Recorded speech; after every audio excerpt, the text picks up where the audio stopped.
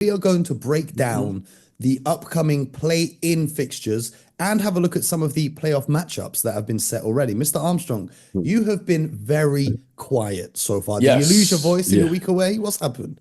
I'm just watching. I'll be watching, Mo. I've Uh, been watching. I've been watching you okay. guys I have all I week. have I have one more non-basketball question before we get Yes. to the play-in.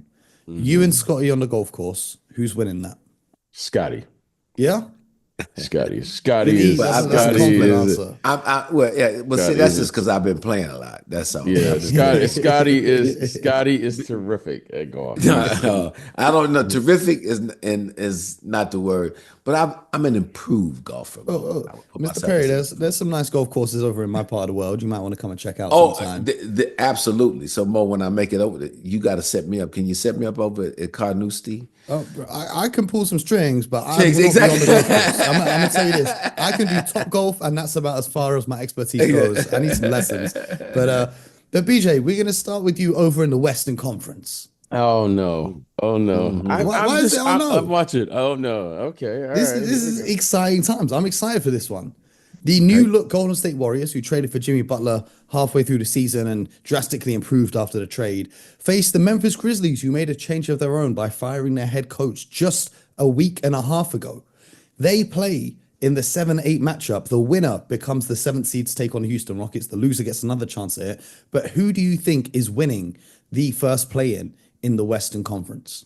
And who's the seventh seed? The The Warriors are Warriors seventh. are They'll be seventh at Warriors, seed. home, Warriors. Yeah, so they're and they'll be hosting the game. hosting the Memphis Grizzlies. I'm going to choose the Golden State Warriors for the simple reason they have experience.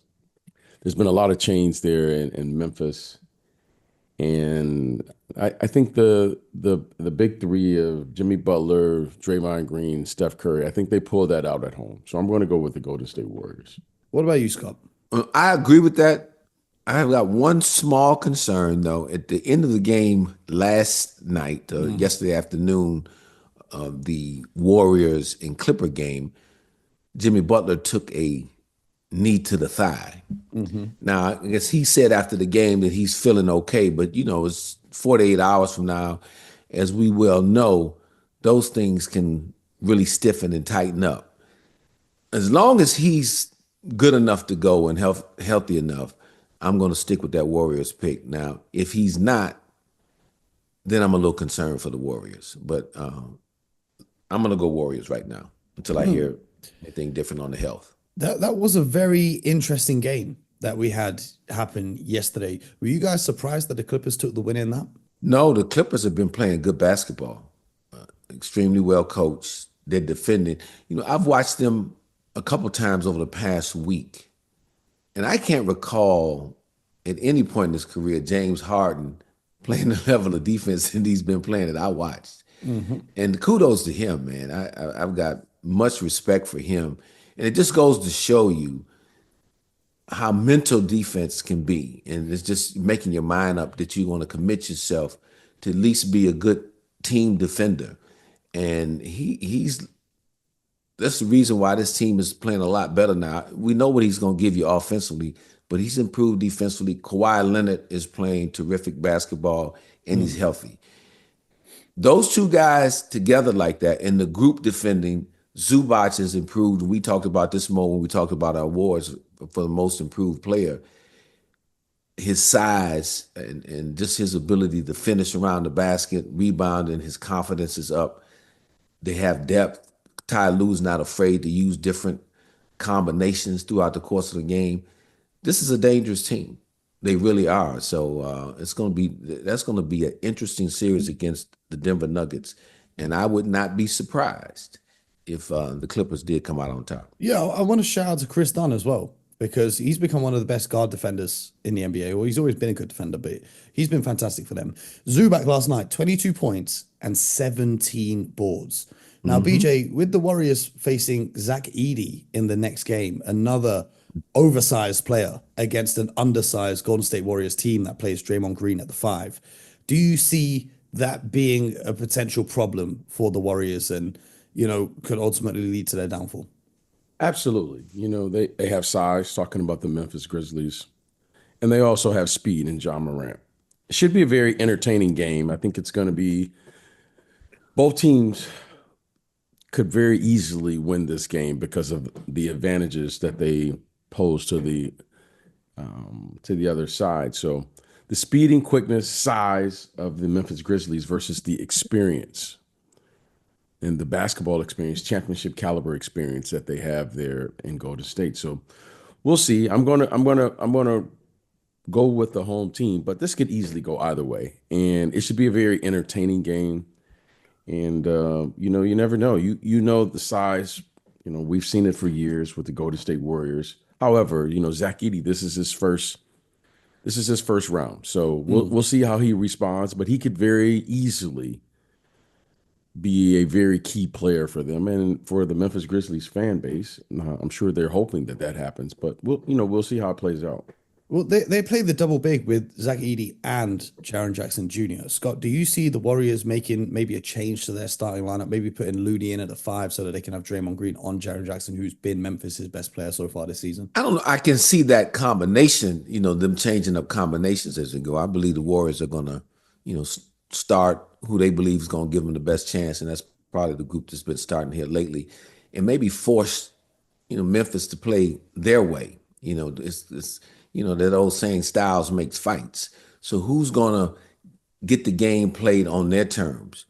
Because on the one hand, if the game slows down and becomes grinded out and there's post-ups and the size really comes into play, does that take Ja Morant out of some of the action for Memphis, even though that's the strength of Memphis, having the size advantage?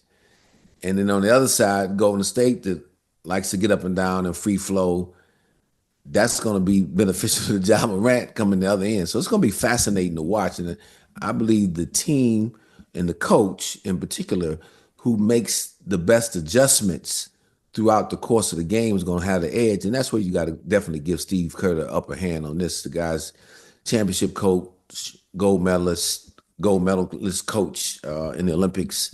So his experience should play a big role, a big part when you're talking about the chess match that these games can often come down to. So you got to give him the edge in that area. Both teams finished with 48 wins. Both teams have made major in-season changes.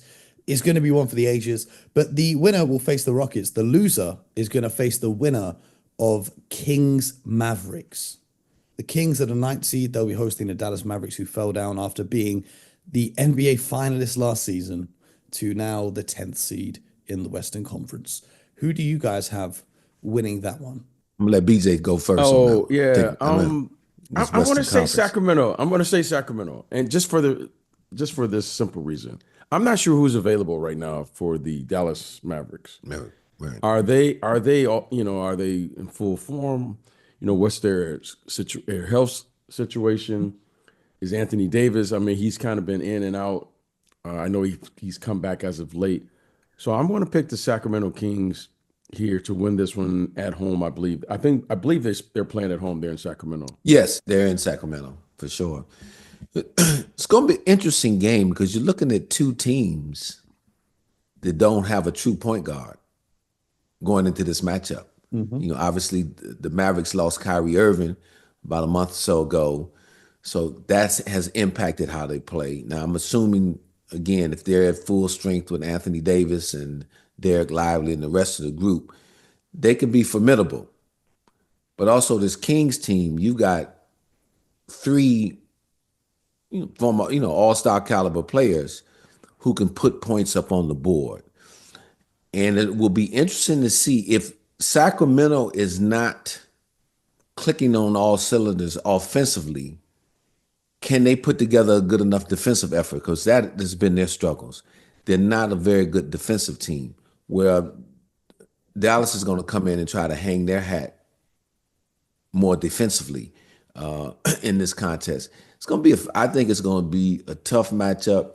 It could go either way, but if I'm going to favor someone, I'll favor the Kings just slightly because of just the home court advantage and with both teams not having a point guard. If Dallas had a point guard, Well, then I would Kyrie's out for favor the them. season, but they've got Spencer Dinwiddie, who'll probably be running point for them. Yes. The Kings fans will be up for it with the cowbells ringing off. I think this game for me is okay. Anthony Davis, we traded for you. You're going to be playing against probably Keegan Murray at the 4 for the Kings. Let's see what you can do. This is the game that's going to show you, can you be the Let's guy see, for us? advantage Dallas with that matchup, but it will Yeah. be interesting to see. But because Keegan Murray plays out on the floor a lot more too, and it's going to pull Anthony shooter. Davis away from the rim. Now, again, if Lively or Gafford is back there protecting the rim for Dallas, that's strong for them. But now they're going to have to match up with Sabonis, Demonis Sabonis, who is one thing about him, he's going to give you an extreme effort at both ends. For plays hard, physical, doesn't have great length, not a great athlete, but he is going to fight you for 48 minutes. So he's going to make sure that you have your helmet strapped on tight when you play against him. So Yeah, and they're not playing the Warriors, so he doesn't have to wear any padding on his chest in case Draymond Green's around. So exactly, but only you can remember all that stuff, man. I can't. I'm going to pick the Dallas Mavericks on this one. You picked the Dallas Mavericks. Okay. I know the Kings have got a lot of play-in experience with DeMar DeRozan and Zach LaVine being residents in the play-in for many years Yes. with the Chicago Bulls. But I just think the size advantage for the Mavericks, and this is assuming that everyone's healthy, right? Because like you said, Scott, even if you're trying to get Anthony Davis to play on the perimeter, you've got Lively or Gafford that can be cleaning up on the inside. You've obviously got Klay Thompson, who's a big game player. We all know about Klay Thompson, what he's done in the playoffs and so on and so forth. For the Kings, they're in a tough spot. I mean, I don't really know what they're doing with the construction of their team. We've spoken about this, and it's a whole thing with what they've got going on. But I'm gonna pick the Dallas Mavericks for this one. But speaking of DeMar DeRozan and Zach LaVine, the Chicago Bulls are in the play-in. Shock to everyone in the world. Chicago Bulls won 39 games and ended up in the play-in. Who saw this coming? Absolutely no one could have predicted that. And they have home court, right? Yeah, they And do. they have They're home the court. ninth They're seed the going ninth up seed, against the yes. Miami Heat. I'm not going to ask you right first, Scott, because I already know what your answer is going to be. BJ, who have you got winning this game? I have the. I'm going with the Bullies. I'm going to go with the Bullies. I'm going to go there. I'm going with the Bullies. I have no reason to go for the Bulls, but I'm going with the Bulls. I'm going with the Bulls in this one, and I'm going to be a fan and go with the Bulls. Okay. I mean, the Chicago Bulls are 7-3 over their last 10. They're on a 3-game winning streak coming into this. But Scott, you're about to tell me about Heat culture. Yeah, Mo, one thing that you learn over time in life, whether it's in work, home, whatever, is consistency. And one thing I'm going to be is consistent here. I respect the improvement the Bulls have made down the stretch of this season, down the latter part of this season. However, I'm going to ride with the Miami Heat. They've been playing better. I know about a month ago they were going through a horrendous slide, but I'm going to go with Eric Spoelstra and Bam Adebayo, Tyler Herro, and that group. They've been here, done that a lot of times, and I just believe in a one-game setting like this, I'm going to give them the slight advantage, even though it's on the road, that they're going to go in and figure out a way, at least to survive this first round and give themselves a chance to play the loser of that 7-8 game. Bam Adebayo and Tyler Herro have obviously got experience of making it to the NBA Finals a couple times and, escaping the play-in in the past as well.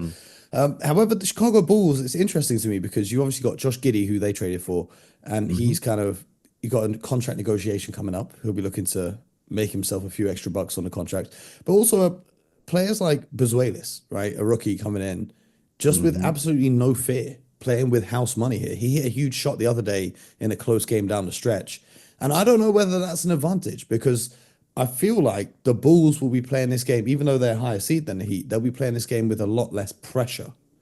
Vito, do you see that impacting this matchup? Like the Miami Heat obviously have these expectations to be the Miami Heat and make it to the playoffs, whereas the Bulls are now a young team just trying to figure things out. And it feels to me like they're just playing with house money at this point. I couldn't agree more with you, Mo. And the Bulls right now, they are in an interesting situation because I think they've overachieved a little bit with this group. And I don't think many people have expected them. Surely didn't I didn't know what to expect, to be honest with you, what the Bulls were going to be this year, But here they are in the ninth seed. They have a Hall of Fame coach in Billy Donovan. Kobe White continues to, his game is expanding. And here we are. I think it's going to be a good game. But, the Miami Heat are the Miami Heat. We've come to expect, what we expect from Miami and what they're doing. I saw something the other night, something I hadn't seen, when Tyler Herro steals the ball and then just pulls up for a three. So we'll see. We'll see what happens. And Like, I understand that one though, because they were down 4 with 12 seconds left. I get the logic, but also just take the layup and get your 2 points and then go and get a stop. Come on, man. yeah, Like, you can only. I'm just watching. I I'm think just you can watching. only take that shot if you know you're going to make that shot. And the only person I trust doing that is Steph Curry. I don't know about no one else. If you're not Steph Curry, just go get your layup and there you go. All right. If you're Steph Curry, do what you want. But you just mentioned Billy Donovan makes it Hall of Fame. Congratulations are in order for that. But also, definitely congratulations to Billy for sure. Also, congratulations to Scott's good friend, Mr. Chauncey Billups, on his contract extension over in Portland.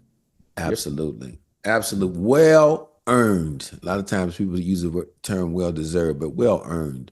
This team has played pretty good basketball the last couple of months of the season, and Chauncey has really elevated this group, a younger group by and large, and you can just see the improvement of a lot of the younger players on this group, from Shaden Sharp, Donovan Clingan, the whole group really is improved, and they're buying in. Yes, he should be on an all-defensive team this season, in my opinion. And who would have thought that when the Phoenix Suns traded DeAndre Ayton to Portland, and Kamara was included in that trade, and then they went and got Kevin Durant and Bradley Beal, who would have thought that this season the Suns and the Blazers would both finish with 36 wins? Absolutely no one on earth would have believed you if you would have told them that at the time. But here we are. Shout out to Chauncey. Let's look at the other play-in in the Eastern Conference, because the winner of Bulls Heat is going to face the loser of Magic Hawks. The winner of that has the joyous opportunity to face the Boston Celtics in the first round. But who are you guys rolling with, the Orlando Magic or the Atlanta Hawks? Scott, I know you're in Florida quite a lot, so you rolling with the home team? I'm rolling with the Magic for sure. They're starting to play well here down the stretch, and that's important. They have some playoff experience from last year, but the duo of Banchero, Franz Wagner, they play hard. They're tough there at home. Overall, as a team, I like them defensively better than I do Atlanta. So I'm definitely going with the Magic to secure that 7th seed, and like you said, Mo, their thank you gift for that, or their reward or congratulations for that, is a date with the Boston Celtics. BJ, how about you? You seeing any chance for the Hawks here? Dyson Daniels has been a standout defensively this season. I do. I really do see a chance. We can't forget, because you and I, Mo, we were talking about this. The Atlanta Hawks were in the conference finals. What just about feels like a lifetime 4 years ago. Yeah, it was a while. It's crazy watching the Clippers game last night and coming out of COVID. Yeah, you're seeing Ben Simmons on the court for the Clippers, and I just thought a few years ago no one would have believed you if you said Ben Simmons would be back playing basketball and on a 5th seed in the West. But yeah, they've been on a steady decline since the Hawks made it to the conference finals. They've tried to rebuild with DeJounte Murray and Trae Young in the backcourt together. That didn't work out. They moved on from DeJounte Murray. I think they almost struck gold here with Dyson Daniels. But how are you looking at this for the matchup, VJ? Well, I'm going to pick the Atlanta Hawks here. I'm going to pick the Atlanta Hawks to win this game. But I think the Orlando Magic, whoever wins the 9-10, I think both of these teams can win the play-in to get both of them to get in the playoffs. So I think the Atlanta Hawks, we'll see. Either way, I mean, Paolo is back, and they have a really good team. I think Scott mentioned that they were playing much better down the stretch here. So I think it'll be a good game, but I'm going to pick the Atlanta Hawks here on the road to advance and play against your Celtics. Mo, and have a little fun with that. A little East Coast rivalry.